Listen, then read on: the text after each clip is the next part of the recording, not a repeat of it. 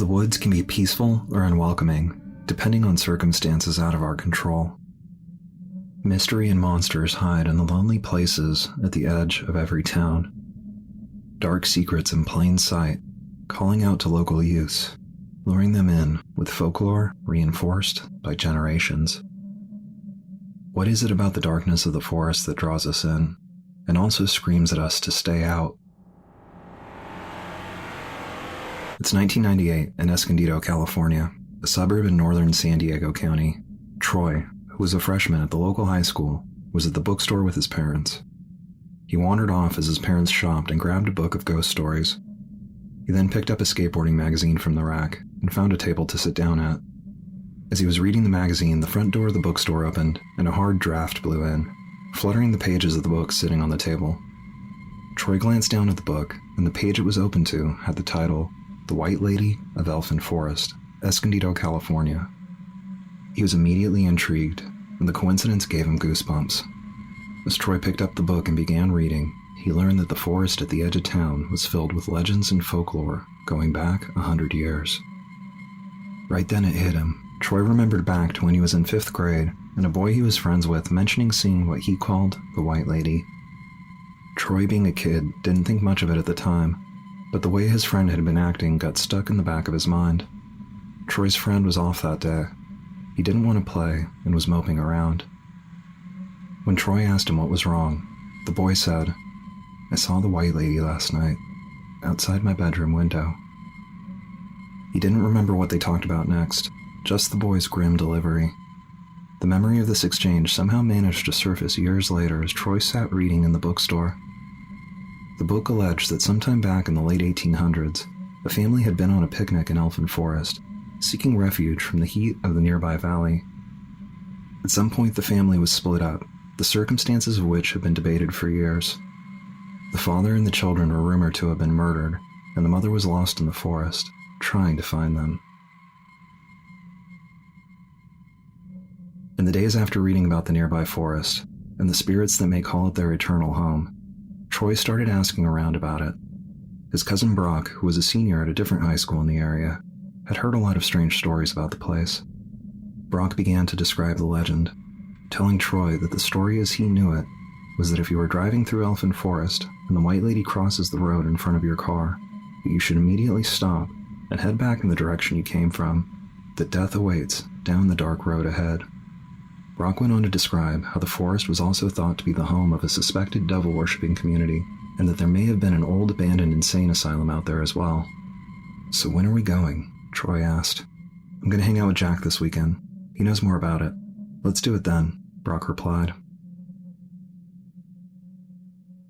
On Friday night, Brock and his friend Jack picked Troy up at his house. Jack, who was also a senior, was Brock's best friend. Jack's father was a pastor, and that seemed to make him a bit of a rebel. As they drove, he regaled them with tales of the suspected Satanist community in an area of the forest known as Harmony Grove. He said people in the community would chase out trespassers, and that it was a rite of passage for teenagers to go past the gates and ring the church bell as a prank. The bell was loud and would wake up the sleeping Satanists, resting peacefully in the many bungalow houses surrounding the church. They made the turn off Valley Parkway and onto Avenida del Diablo, or Devil's Avenue, the quiet road that at the time led out to Elfin Forest from Escondido. The houses became few and far between, and they drove past a ramshackle set of white wooden buildings and fences. The structures looked long abandoned, and would have fit right in on the set of Texas Chainsaw Massacre. On a mission, the boys watched the eerie landmark as they passed, continuing into Elfin Forest. They made a turn off the main road, and drove down a smaller road surrounded by trees on both sides. The road curved 90 degrees and ended at a gate, beyond which was the private property of the suspected Satanists. Troy found it odd that the gate to the community would be left wide open at night. To him, it was as if they were inviting trouble. Or maybe it was a trap, and they left the gates open to lure in victims. His mind was racing as he sat in the back of the car. "Go through the gates with your lights off.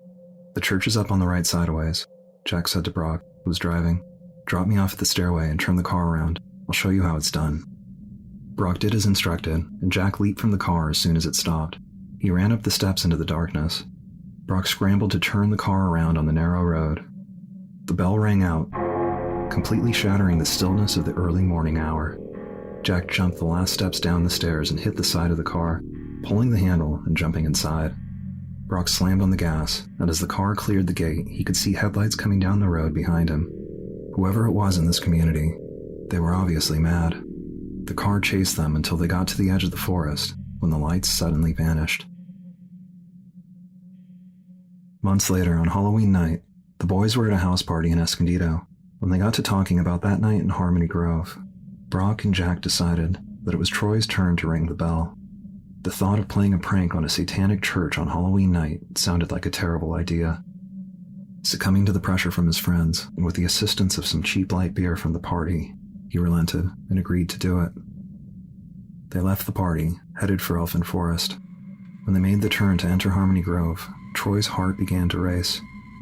Having done it before, no one said a thing as the car went through the gates, left open and almost inviting the boys to come inside. The car stopped and Troy jumped out and ran up the steps to the church. The bell was fixed to the top of a tall flagpole that had a rope dangling down to the ground below. Troy reached for the rope, when at the edge of the building, a woman in a white dress came around the corner. Troy froze, staring directly at the pale woman who had stopped abruptly, as if she was just as shocked to see him standing there. He locked eyes with her for a moment, then ripped the cord down. As he pulled the rope, he focused his gaze on the woman. The bell ruptured the calm of the cold forest night, and the woman's eyes burst wide, and her posture arched back. She faded away into the night, her presence dissolving in a fit of agony. Troy was stunned and stood motionless, not sure of what he had just witnessed, his ears ringing from the bell. "What is taking you so long?" Jack whispered out, standing at the top of the steps, looking concerned. Troy jumped out of his skin, and when he saw Jack standing there, the two of them ran down the steps and jumped back in the car. As soon as the doors closed, the locks clicked. "What were you doing up there?" Brock yelled out, as he pushed hard on the gas to get out of the community. I could see them coming down the street in the mirror. The headlights on all the cars around them began to come on as they quickly made their way through the gate. Troy turned around in the back seat and saw two vehicles barreling through the gates behind their car. They headed deeper into the woods this time, instead of turning the other way and making a quicker exit back out into the suburbs. As before, they were chased to the edge of the forest, with the headlights of the vehicles behind them abruptly vanishing as they made their way out. Over the next several years, Troy would go out to Elfin Forest again and again. He was intrigued by the idea of seeing the White Lady, though he never had another encounter with her, even going so far as to hike along the creek through the forest with a friend in the middle of the night to see if they could somehow evoke her presence. On another occasion, on the night of a full moon, he drove his car through the forest with the headlights off, much to the terror of his passengers, thinking this might evoke the White Lady to warn them. Nothing Troy did could entice her to appear to him again.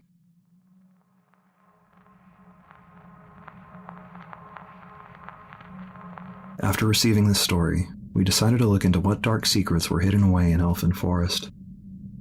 Was there really a group of isolated Satanists living in Harmony Grove, as the members of the nearby Christian community speculated, or were the rumors a misguided way of dealing with the unknown? There was definitely something different going on in Elfin Forest than what the local religious community was accustomed to. In the case of Harmony Grove, it involved the practice of talking to the dead. The Harmony Grove Spiritualist Association has called this 13-acre section of Elfin Forest its home since 1896. Formed to quote-unquote further the teaching of spiritualism as a religion, philosophy, and science, the inhabitants of Harmony Grove clashed with those around them, and were simply labeled as Satanists by people who didn't understand beliefs other than their own.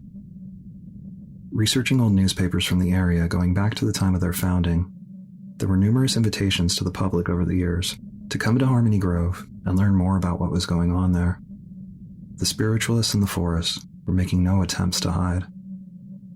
If you were to visit the area, the quiet grove of ancient oak trees alone can create a sense of unease to an outsider, normalized to the constant sound and motion of the suburbs that surround Elfin Forest.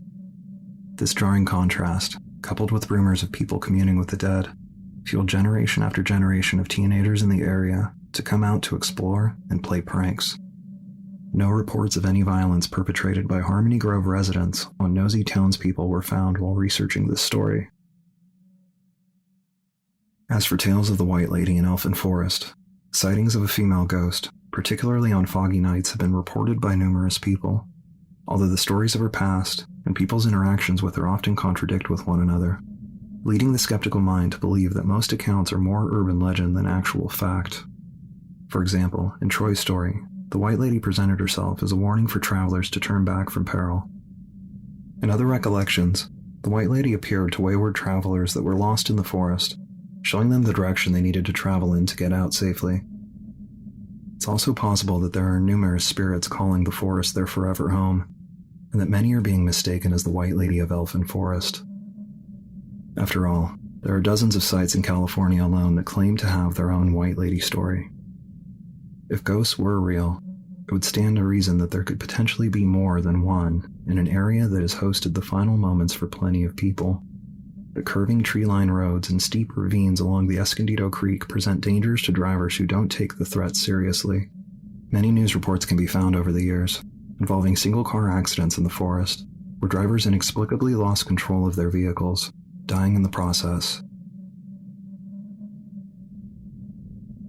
Another legend that's been told about Elfin Forest is that it was once the site of an insane asylum.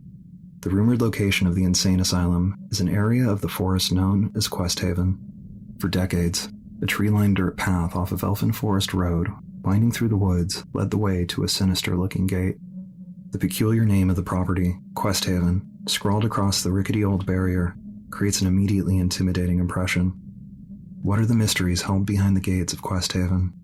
Was there really an old insane asylum out there, as the folklore claims? To answer these questions, we must first investigate the history of California's mental health system. California was founded as a state in 1850, and in 1853, the state's first hospital for the mentally ill was opened. The facility was located 63 miles east of San Francisco in the town of Stockton. Almost immediately, there were reports of overcrowding in the Stockton Asylum, but it wasn't until 1875 that a second state asylum was opened in Napa, followed by the Mendocino and Agnews asylums in 1899. Up until this point, those judged to be mentally ill in Southern California were transported to these facilities in the northern part of the state. It wasn't until 1893 that the Southern California State Asylum for the Insane and Inebriates was opened in San Bernardino. Newspaper reports from San Diego at the end of the 1800s and early 1900s show that mentally ill patients were being sent to San Bernardino. No direct links between Elfin Forest and either a state mental health facility or a private sanitarium could be found through the first half of the 20th century. In 1940, the area now known as Questhaven was established by Flower Newhouse, who was a Christian mystic and spiritual teacher. Born Mildred Arlene Seckler in Allenstown, Pennsylvania in 1909, she claimed to have the gift of clairvoyance from the age of 6. In the 1920s, her career led her to be a guest speaker at churches and lecture halls across the country. In 1940, Newhouse and her husband Lawrence founded the Questhaven Retreat and Christward Ministry, based on a hybrid theology drawing on Christian mysticism. The grounds cover 655 acres of Elfin Forest, and are what is really behind the Questhaven gates. The religious practices of the group, the amount of land that they hold, and their ability to remain isolated as the nearby suburbs eventually encroached on the limits of the forest, are the factors that create the true Questhaven mystery. The question may be, is this organization really a religious cult, hiding in the hills of San Diego? With the deep-rooted spiritualist community in Harmony Grove to the east, and the site of the Heaven's Gate cult suicide house 3 miles to the west, the area is a hotbed for uncommon beliefs. What is clear is that the gate is guarded, as ghost-hunting teenagers and would-be thrill-seekers often find their way to Questhaven at night, looking for the supposed abandoned insane asylum. The old road to the gates from Elfin Forest has been closed, and is now the lower trailhead of the Questhaven Road Nature Trail. Road access to the area now comes by way of driving through to the backside of the adjacent San Elijo Hills subdivision, located just outside of Elfin Forest, on the other side of the hills. Was this portion of the road closed to prevent unscrupulous individuals passing through Elfin Forest from having direct vehicle access to Questhaven, after years of trouble caused by the legends surrounding it? Any knowledge you can share in the comments below may help bring to light the dark mysteries hidden away in Elfin Forest. What is it that draws us into these dark, questionable locations? Are the legends they hold true? Or is the truth something even more sinister than what you're led to believe? We live our lives on the outskirts of realities far different than our own, never knowing truly who the people are that surround us. Our understanding of what makes this place so terrifying may just be misguided. There is too much going on in Elfin Forest to simply let these questions go unanswered. What secrets does the forest hold? And what dangers await those curious enough to venture inside?